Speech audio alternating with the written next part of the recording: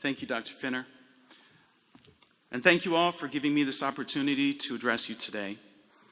Every year since I came to UNF, I've enjoyed coming to the fall convocation. I look forward to finding out what that year's distinguished professor would have to say. In particular, I enjoyed hearing the stories of their families and what happened in their lives that influenced their career path. So that's where I'll begin today. In the 1880s, my great-grandfather came to America from Bohemia when he was only 14 years old. He was one of the first in his family to make the trip across the Atlantic. He saw America as a land of opportunity and a better place to raise a family. With a lot of hard work and sacrificing the prime years of his life, he sent money back to bring over more family members to America. Eventually he married and they began a family of their own. My grandpa was born in 1917 and completed the 8th grade school curriculum in only 6 years. This was his last year in school before beginning his full-time career in farming at the age of about 12. A quick check of the math brings us up to the great stock market crash of 1929 and the start of the Great Depression. My grandma also left school after completing the 8th grade curriculum in 7 years. She helped around the home and with the farm. They worked several years through the Great Depression, got married, and began their family during World War II.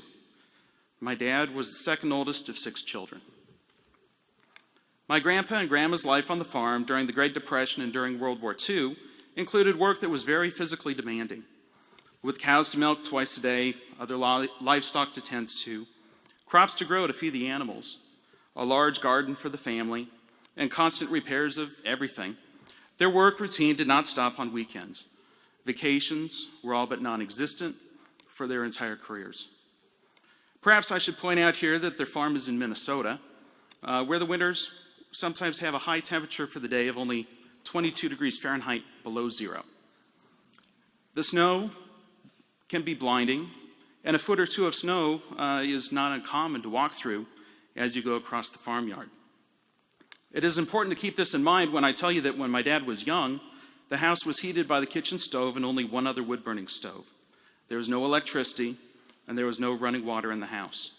And if you needed it, the outhouse was located across the farmyard next to the barn.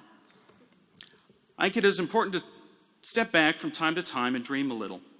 When I was a very little boy, I wanted to follow in my dad's footsteps, literally. In the deep snow in the Rockies, a little boy just couldn't go very far without Dad in front, leaving a path to follow. When I was a little bigger, I wanted to follow in his footsteps in other ways. I remember having big dreams that took years to achieve. Dad had a PhD in geology, so naturally, before I even knew what a PhD was, I wanted to get one too. But by the time I was in high school, I knew I didn't want to go into geology. I had spent too much talking with my dad about the advanced topics in geology, and I didn't want to sit through the boring introductory courses. I also wanted to blaze my own trail. I'm the third oldest of 6 kids. My brothers and sisters typically were in competition with each other, but rarely directly. There was a drive to succeed, but in our own direction, that was not in direct competition with the others. Paul went into geography in the Air Force. Annette went into music, performance, and technology, and then into actuarial studies. I went into physics. My little brother Jim focused on history teaching. Mike went into music, but this time on the French horn and is in an Air Force band today. My little sister Susan went into psychology, earning her bachelor's degree from UNF in May 2002. Perhaps some of you might remember Susan in one of your courses. When I was little in Boy Scouts, I saw my dad teach in a classroom setting for the first time. He was a natural. He was well prepared and had good material to present, and he had clearly taken the time to think about how he planned to present the material more effectively. I did the best I could to learn what he had to teach, but I also remember studying him and trying to learn how he taught. I studied the tone and inflections in his voice. I studied the tempo that he presented the new material. I studied the intervals between when he presented new material and paused for discussion. I watched how the other boys responded as he varied his style of teaching over the course of about 1 to 1.5 hours. I watched, I studied, I learned. I was only 11 years old at the time. Another long-term goal I had was to become an Eagle Scout. I'm one of 4 brothers, as I said before, and all 4 of us are Eagles.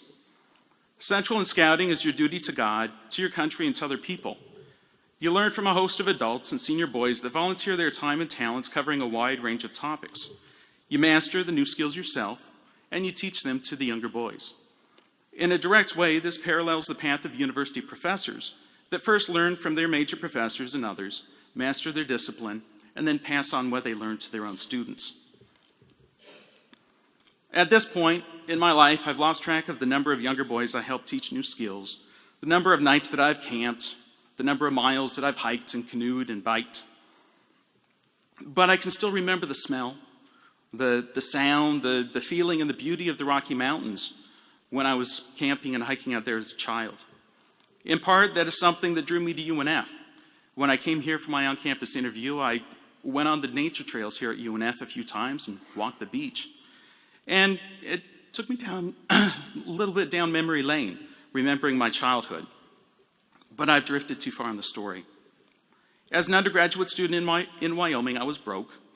My family was going through a mini Great Depression of their own, and there was simply no money to help me with college.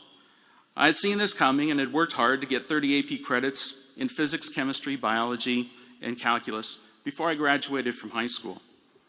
I remember my first semester in college, seeing all of my friends go off to party, to ski, and otherwise pursue the college experience. I remember one weekend night, in particularly, looking out the second tallest building in Wyoming. Both the first and the second tallest buildings in Wyoming are at the University of Wyoming, the dorms. I thought about the homework and the studying for the exams that I had scheduled for myself that evening. It was not that different from what I'd planned for most evenings. I'd worked hard up to that point to get an academic scholarship to cover tuition and some books. I knew that somewhere in my future, I would meet my wife, and together we would start our own family, with some unknown number of children one day. I knew that if I did not keep up with my studies, I would not do well enough to continue on to graduate school. And that would keep me from getting some future job that I knew I would need to support my future wife and children, whose faces I didn't know, I hadn't seen yet. When I met my wife, Becky, in Wyoming, she was also broke. That's why I went back to my great-grandmother and great-grandfather. Basically, we started married life like they did and like my grandparents did. We were broke, we had nothing but each other, and we had a dream. With a little hard work and discipline of our own, we have built a home together and are raising our 5 children, Nicole, Matthew, Hannah, Therese, and Elizabeth. Becky and I celebrated our 20th wedding anniversary and look forward to many more anniversaries through the years. As I was a graduate student at Purdue, I was a TA for 2 years before joining a research group. Even though I had an RA position for research, I continued with a quarter-time overload in teaching, every semester except for the last 2. Most of the other graduate students were happy to be out of the classroom into research full-time, but not me. I liked research, I had the desire, but I also liked to teach. I enjoyed helping my students learn. I tried to refine my technique to help them learn faster and in more detail. Many of the changes in my teaching style came from countless discussions with Becky through the years. I encouraged my students to study more. I tried to keep their spirits up when they struggled, and some combination of what I tried seemed to work. My students first grumbled I was too hard, but then they found out their grades overall were about half to a whole letter grade higher than their friends in other recitation sections.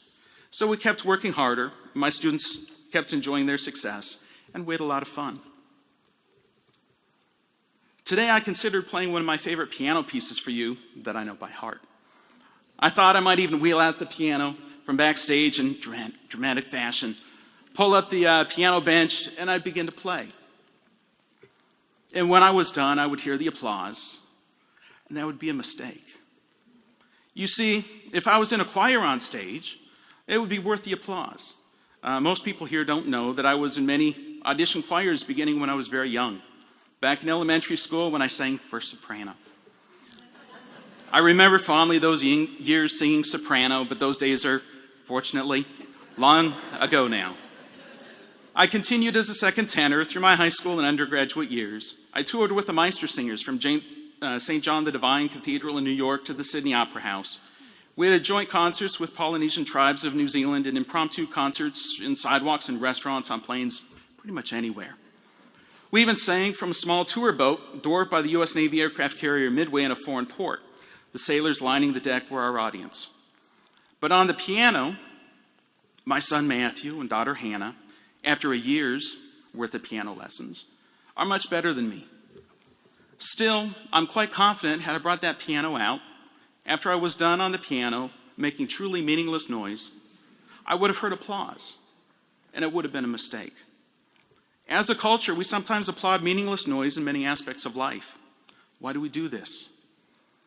We applaud meaningless noise in aspects of personal behavior. We applaud meaningless noise in aspects of cultural trends. We applaud meaningless noise in academic life. Now, if Gary Smart played on the piano, is that you there, Gary? I think I spotted you. I'll pick on Gary Smart. He's not expecting this, so he doesn't know what's coming. I'll pick on Gary Smart because I've heard him play, and because my in-laws went to many of his concerts back in Laramie, and I think they'd get a kick out of me mentioning his name. Now, if Gary Smart played the piano, it'd be beautiful music. And when he was done, there'd be a few seconds of silence.